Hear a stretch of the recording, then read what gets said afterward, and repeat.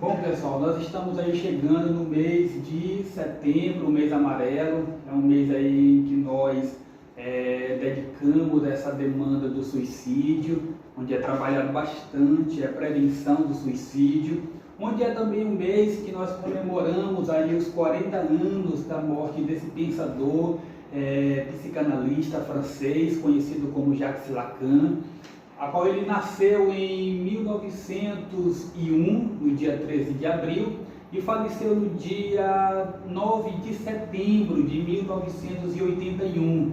E nós estamos aí com o desafio de entender o pensamento deste autor, que de fato revolucionou a psicanálise. Sabemos que Lacan ele vem de épocas totalmente diferentes de Freud, na qual ele vai ter novas ciências que não existiam na época de Freud, como a lógica matemática, os avanços da linguística, da matemática e também os avanços da filosofia, certo?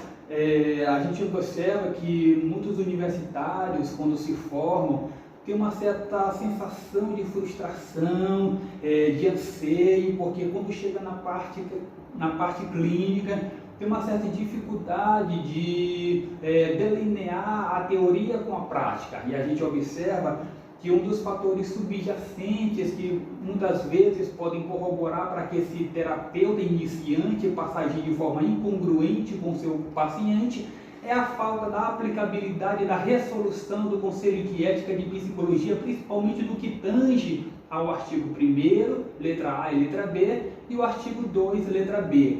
O que diz lá? No artigo 1º diz, são deveres fundamentais do psicólogo. Letra A, conhecer, cumprir e fazer cumprir este código. Letra B, assumir responsabilidades profissionais somente por atividades para as quais esteja capacitado teórica e tecnicamente. Olha aí o nosso grande desafio.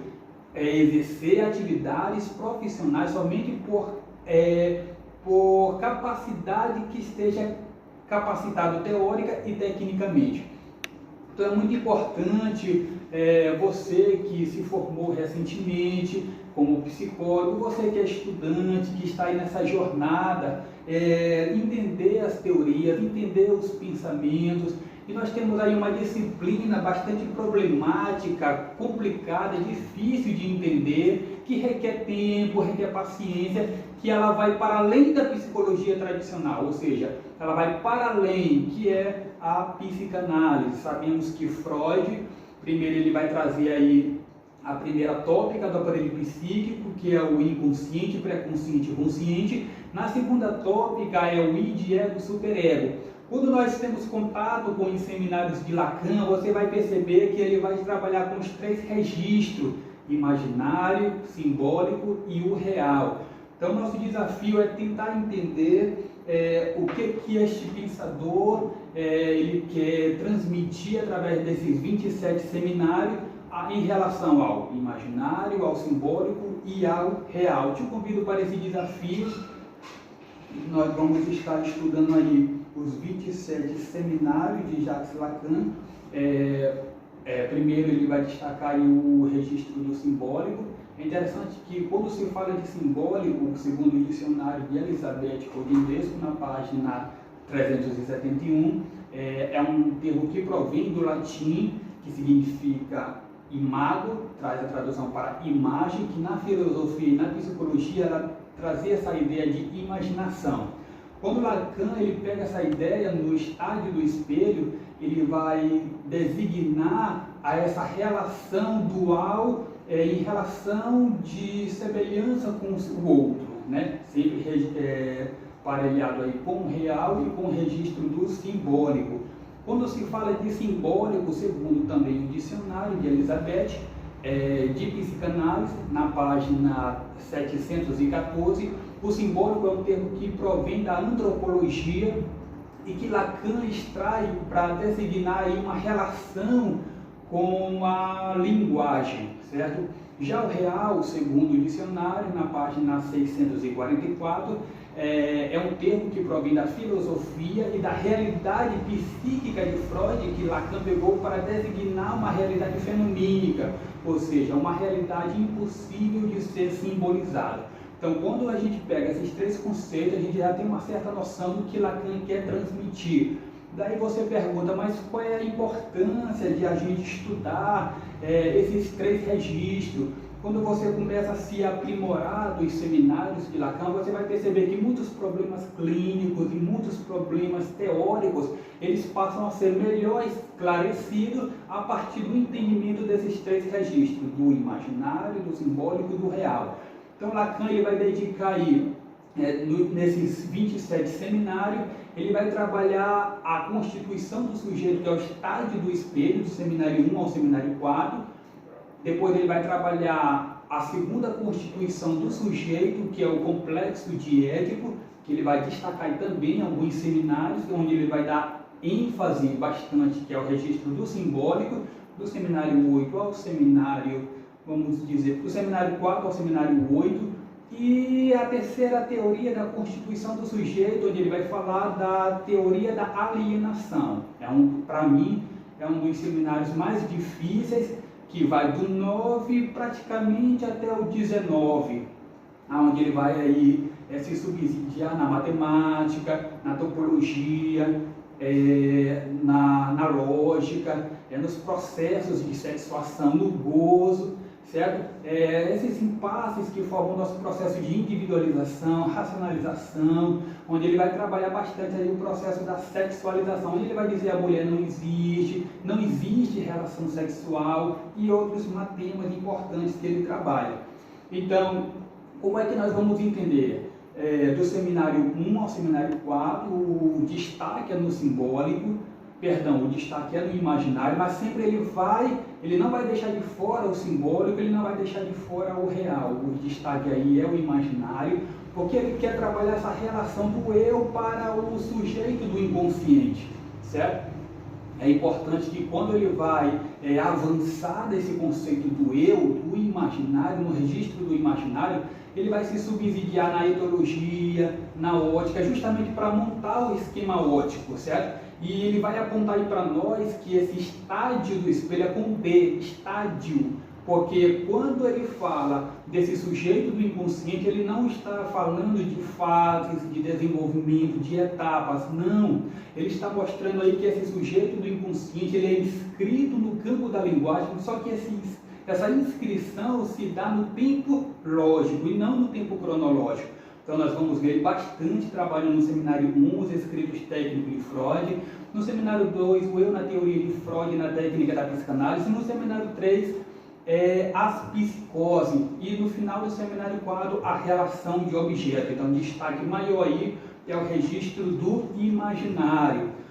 A segunda constituição do sujeito, que vai ser o complexo de Édipo, Lacan ele vai se subsidiar no estruturalismo francês, principalmente a antropologia estrutural de Lévi-Strauss e da linguística de Saussure, Fernand de Saussure, do curso de linguística geral, onde ele vai extrair aí uma estrutura para ler esse complexo de Édipo e que nós conhecemos que é a metáfora paterna. Ele pega desse linguística, Saussure, onde ele está trabalhando significante e significado. Segundo Saussure, o objeto de estudo da linguística é a linguagem. A linguagem é esse estudo dos signos. O signo é a associação entre significado e significante.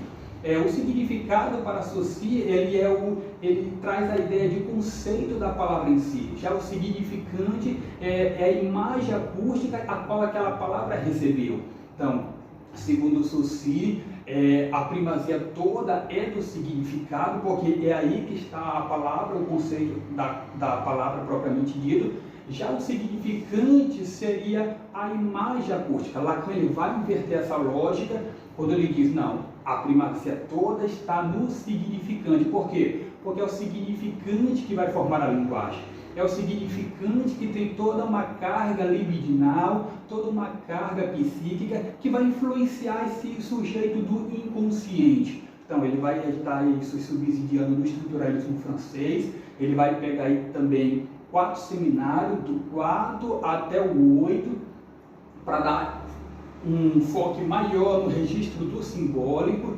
E esses 4 seminários nós vamos ao longo deste percurso tentar entender o que ele quis transmitir ao registrar esses 4 seminários. Seminário 4, a relação de objeto.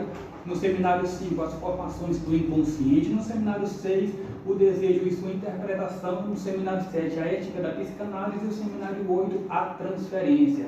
É um diálogo que ele também vai fazer com a filosofia, pegando aí algumas ideias de Platão, principalmente para entender essa questão do amor, do ser enquanto amante e amado, muito importante.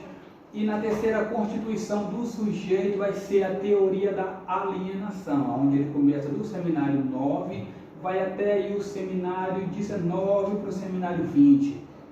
No seminário 9 é a identificação, no seminário 10 é a angústia, no seminário 11 ele vai trabalhar os 4 conceitos fundamentais da psicanálise. Quais são esses 4 conceitos? Se você comprar um livro de Luciano Elias, lá o título do livro é o sujeito, o conceito do sujeito, na página 16, ele vai mostrar que esses 4 conceitos que Lacan vai estar trabalhando o inconsciente, a repetição, a pulsão e a transferência. Esses são os 4 conceitos fundamentais da psicanálise. No seminário 12 é o objeto da psicanálise, o seminário 13 o seminário 12 é problemas cruciais para a psicanálise, o seminário 13 que é o objeto da psicanálise, o seminário 14 é a lógica do fantasma, o seminário 15 é o ato psicanalítico, o seminário 16 de um outro ao outro. A gente vai estar aí entendendo a importância desse pequeno outro para o grande outro, porque quando esse indivíduo nasce, ele nasce já alienado na demanda do significante do desejo do grande outro, certo?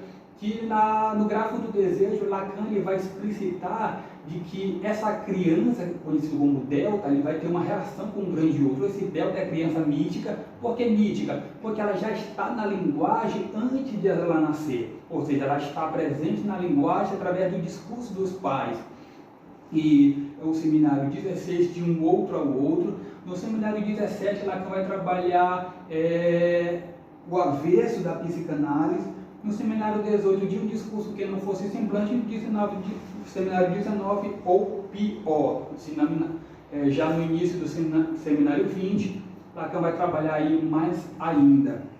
Sendo que o enfoque desse seminário, Lacan vai estar falando sobre a teoria da alienação, mostrando aí já, trabalhando com o registro do real, certo?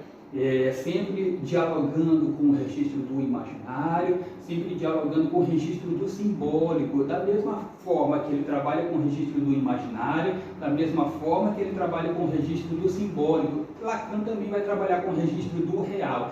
E agora ele vai aí tomar posse da matemática, da lógica, da linguística, para trabalhar aí os processos de sexuação, do gozo, dos impasses que compõem aí a nossa individualização.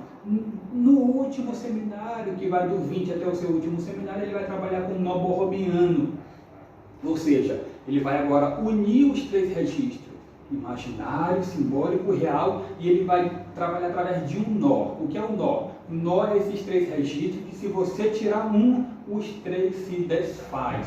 Então a gente percebe aí, nós temos um grande desafio para entender todas essas teorias ao longo desse percurso. E é interessante que ele fala lá no seminário 2, conhecido como o eu da teoria de Freud na técnica da psicanálise, no primeiro capítulo, quando ele vai falar sobre a tópica do imaginário, se eu não me engano, a página é 17 e 18, onde ele vai propor, ele vai recomendar aos leitores, aqueles que têm interesse de entender o registro do imaginário, o registro do simbólico e o registro do real, você precisa ler um texto extremamente extraordinário, mas confuso, ambíguo, que é o texto de Freud, conhecido como Além do Princípio do Prazer. Então, ou seja, para nós entendermos aí o pensamento de Freud, nós precisamos passar por esse pensador conhecido como Freud, né? Nós temos aqui algumas obras que nós vamos estar aí tentando entender ao longo desse percurso, que é o estudo sobre a histeria. Freud lançou em 1895, quando ele tem aí um percurso inicial com um médico, José Brauer, e tem esse livro aqui, conhecido como A Histeria Clínica Psicanalítica. Ele é muito interessante para quem tem interesse de entender o estudo sobre a histeria. Eu divido esse livro em 3 etapas. Essa histeria que vem da antiguidade até Charcot, de Charcot até Freud, e Freud até a nossa contemporaneidade.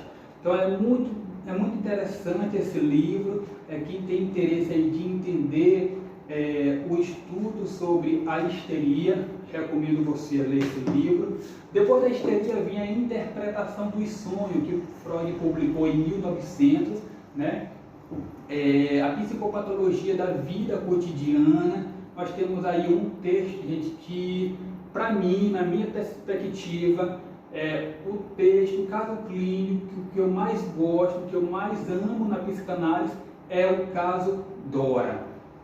3 ensaios sobre a teoria da sexualidade, análise fragmentária de uma histeria. Caso clínico que Freud vai relatar. Por quê? Porque através desse caso nós vamos ter a compreensão aí do que é o sintoma, do que é o recalque, do que é o trauma, certo? Através desse caso clínico nós vamos nos perceber como é que se dá o funcionamento do inconsciente. Então nós vamos, os 3 ensaios sobre a teoria da vida sexual, análise fragmentária de uma histeria, o que é o caso Dora. Nós vamos estudar também o xiste e sua relação com o inconsciente, o delírio e sonho na gradiva, que é o caso do pequeno Hans, observações sobre o caso de neurose obsessiva. Quando se fala de neurose obsessiva, o que a gente lembra? O homem dos ratos, outro caso clínico aí que vai fazer nos entender esse quadro clínico que é a neurose obsessiva. Tem o caso Chereb. Quando a gente fala de Chereb, o caso Chereb é o caso da paranoia, certo? Também trabalhado por Freud. Lacan também vai fazer algumas críticas em relação ao trabalho de Freud, quando ele vai falar sobre o caso Dora, o caso Chereb.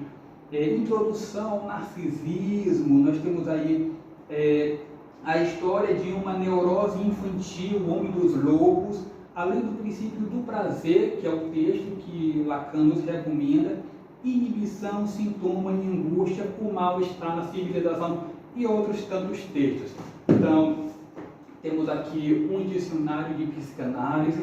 Recomendo você adquirir esse dicionário, ou você pode baixar ele em PDF. É muito importante para quem quer entender a psicanálise, que tenha um dicionário de psicanálise, para você sempre buscar os termos, o significado dos termos, certo?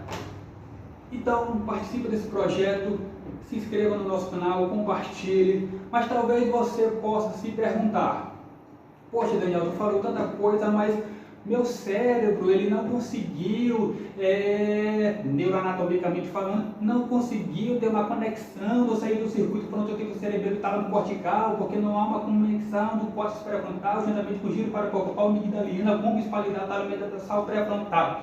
Para que houvesse uma aprendizagem significativa. Bom, esse é o nosso maior problema, esse é o nosso maior desafio.